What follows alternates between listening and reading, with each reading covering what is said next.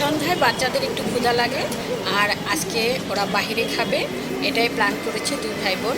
তো তখন আর কি করা, আমি যখন অফিস থেকে আসি তারা আমাকে জানায় এবং বলেছে তারা আজকে স্ট্রিট ফুড খাবে রাস্তার পাশে যে দোকানগুলো।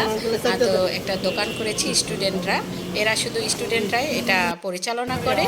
আর এখানে অনেক সিরিয়ালে অনেক লোক আছে। তো আমরাও বসেছিলাম, আমাদেরকে বসিয়ে রেখেছে। তো সেখানেই চলে গেছিলাম আজকে। এই যে সাদাত নায়না বসে আছে আর এই যে সব সিরিয়ালে। আর যাই হোক ওদের সিস্টেমটা ভালো লেগেছে, সেটা হচ্ছে ওরা টোকেনের মাধ্যমে খাবারগুলো পরিবেশন করে। আগে গেলে যে আগে পাবে কিংবা কোনো সিরিয়াল হচ্ছে তা না, কিন্তু টোকেনের মাধ্যমে অপেক্ষা করতে হবে। যার টোকেনটা আগে আসবে তাকে খাবারটা আগে দেওয়া হবে। এই যে ওরা এখানে তৈরি করে খাবারগুলো একদম বসে রেখে খাবারগুলো তৈরি করে দেয়। এই যে সাদাত আর নায়নার খাবারটা চলে এসেছে। ওরা বার্গার খাবে আজকে, আগেই বলেছিল।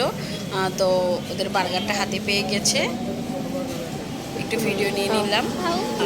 আর অনেক গরম পড়েছে বাইরে, খুব খুশি। বাচ্চারা তো এইসব খাবারগুলো পছন্দও করে অনেক। তো এই যে সাদাত খাচ্ছে, নায়নাও খাচ্ছে।